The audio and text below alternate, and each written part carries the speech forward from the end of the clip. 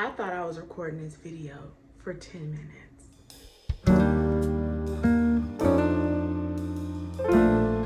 Hi guys, welcome back to my channel. Rena here. Thank you so much for coming and watching this video. If you are returning, hey girl, hey, how you been? If you are new, hi, nice to meet you. My name is Tarina. I make weight loss content. I had weight loss surgery, so I talk about that. I make faith-based content. Say that 3 times fast. I make faith-based content, and I also do weekly vlogs. Thank you for being a part of my family. Thank you for being here. Please subscribe and like this video in advance. It helps me so much. So today in this video, we are going to be talking about weight loss surgery one more time, but this time we're going to be talking about it from the perspective of a parent. I was so concerned about getting this surgery and healing and taking care of my children. I didn't see a lot of content or support on, you know, what to do after you have your surgery and how to kind of set yourself up for success for healing while also taking care of a whole little person. I'm a mom of 2. I have a 14-year-old and a 9-year-old. I'm blessed that they are old enough to kind of really help me out in this situation. But I have advice for whether your child is 14, 9, 5, or 2. So please continue watching and let's get this surgery done. So I'll start by quickly telling you my experience. I got the sadi operation on December 13th. I was blessed enough to have a support system in the form of my mother. She was able to take me to surgery on the day of surgery, take my kids to school the day of surgery, pick them up, and then stay with them the night of surgery. I initially was only supposed to stay in the hospital one day, and she was actually scheduled to leave to Texas the very next day after my surgery. She was supposed to leave the day of my surgery, but she pushed it long enough, as long as she could, to leave the day after surgery. Unfortunately, I ended up staying in the hospital for 3 days instead of the one that I was supposed to stay. So she wasn't able to be there when I came home from the hospital, but I am blessed to have support in the form of my son's father, and he was able to basically take over from there, making sure the kids were to and from school and we're taking care of them. Once I was out of the hospital, he stayed with me one day just to make sure that I was okay, and I'm really grateful for that. Co-parenting is essential, and he didn't have to do that, but I'm so grateful that he did.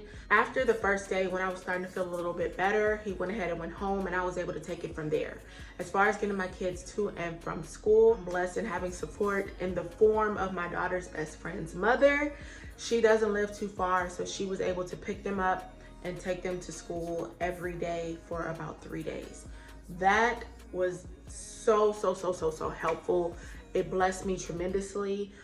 Sometimes she even brought them dinner home, and even my stepdad would like Postmates food to the kids for me. I was so grateful for all of that help that I had. Nobody had to do any of it. Nobody owed me anything, but out of the goodness of their heart, they supported me. I know that that's not everyone's story. I know that everyone doesn't always have that strong of a support system, and I'm sorry if you don't, but if you don't, we're gonna still talk about ways that you could set yourself up for success, okay? So I was in the hospital for 3 days, got my surgery on a Monday, came home on a Wednesday. By the time I came home, I took the narcotic version of my pain medication Wednesday and Thursday. By Thursday afternoon, I had already moved on to the Tylenol little packets, the normal Tylenol, not the like Tylenol with the codeine. Well, that helped in my energy in itself, but it still took 24 hours to get me out of the drowsy phase. So the sooner you can come off of the narcotic version of the pain medication, the more energy you'll have moving forward. My energy really came back as much as possible on Friday because it needed a day to kind of get out of my system. After that, I was able to drive on Sunday. I had dehydration, and I was able to drive myself to the hospital on Sunday. And after I drove myself to the hospital, I was like, well, I can drive again because the narcotics are out of my system. They really just don't want you to drive while you're kind of high, honestly. So high from the morphine or the codeine or whatever pain medication they prescribe you. So once that's out of your system, you're okay to drive. It is a little painful sometimes, but as long as you take your time on bumps and everything like that, you will be a-okay. So if that's what you were worried about, that is that. Even on the days I was taking the pain medication, once I got home from the hospital, I was still up. You still have to walk every hour. You still have to get up and move around in order to fight having a blood clot. So if my kids were at home instead of at school, I would have still been able to manage that. So if that's what you needed to hear, baby girl, I hope that it helped you. But if you want the rest of these tips and tricks, please keep watching. All right, let's get into it. So here are a couple of things that I did before surgery to set myself up for success after surgery. So the first thing I did was cleaned my house. I scrubbed this thing up from ceiling to floor. I made sure the walls was clean. I dusted. I did all of that because after surgery, it feels better if you sit upright or sleep upright instead of laying flat on your bed, because it hurts your incisions and it really doesn't feel good for the gas pains. So I knew I had to sleep in my living room. And of course you live in the living room, and child, when I tell you the living room can get chaotic and messy, it distracts me. I'm a clean freak. I'm a neat freak. I like things where they are. I like them to be how they need to be. That's just how I operate. And I know that I wasn't going to be able to heal and truly relax if my environment didn't call to do so. I love my apartment. I love my living room. I love the aesthetic. I love the vibe. It is conducive to my healing mentally, spiritually, and emotionally. So I needed it to look like that. I needed it to be up to standard in order for me to be able to relax, because healing or not, if it got messy, I was gonna get up and clean it. I just can't sit in the mess. So I cleaned this house really good. I made sure I implemented a lot of organizational things just to make sure that there was a place for everything. When my kids ask me for a million things, Mom, where is this? It's on the second shelf to the right in the third basket. That's how much I had to make sure I organized this house, because otherwise I would have had to do a whole lot of running and not a lot of healing. The second thing I did was make sure that I did all of the laundry. And in doing all of the laundry, my kids go to a school with uniforms, but this applies whether your kid goes to school with uniforms or not. I washed all their clothes and I packed their clothes separately: Monday, Tuesday, Wednesday, Thursday, Friday, with their underwear and their socks and their shoes. This is what you wear today. This is where you wear the next day. No, there's no, Mom, I can't find my socks. There's no, Mom, I'm out of underwear. None of that stuff. So I made sure that they were set up for success with that. Usually in the mornings in my house, just being transparent, they're very chaotic. My kids like to talk. They like to play with the cat. They like to do this. They do a lot. A whole lot of everything but getting ready. So I made sure that I had a conversation with my kids about it and was like, look, I'm not going to be feeling good. You need to be responsible. Here's where your clothes are. They're already set up day by day. I need you to just be responsible and get dressed. And thankfully, they did that. The final thing that I did before surgery to set myself up for success was buy pre-prepared food. I bought so many pre-packaged foods from Trader Joe's.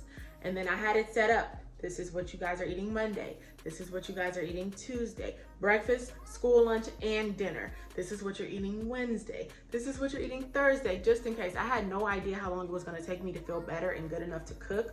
So I just took Trader Joe's. Trader Joe's. It's healthy. They love it. It's delicious, and it's already cooked. Whether it was the lunches that are like the wraps or salads, or if it was the dinners that were like the lasagna that you just gotta stick in the oven. I was able to do the things in the evening, but that way in the morning they were able to have quick breakfast that just needed to be microwaved, like the little egg sandwiches, and then their lunches, they just grab and go. So I set myself up for success by just making sure everything was done for just the first week after surgery. And then the day that I was leaving for surgery, I made sure that on my couch, I set aside my pillows, I sleep with like 8 pillows, and I brought like 5 of them in the living room. My pillows, my TV dinner tray was already set up, my sheets and my blankets, everything was right here on the couch, where I just had to come in and sit down and like kind of snuggle up and go back to sleep. I was able to kind of rest here, just like my little hospital station, but at home. And I would just get up and go walk the halls in my apartment complex. That's when I would just kind of go and do whatever the kids needed me to do.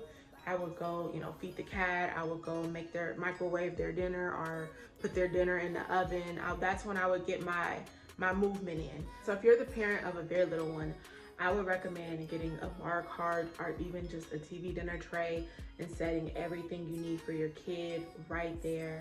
Everything you need for your bed, like blankets, pillows, everything, and you both just camp out. If you're the parent of any elementary school age kid, they're gonna have a ball with that. My kids love when we do living room sleepovers.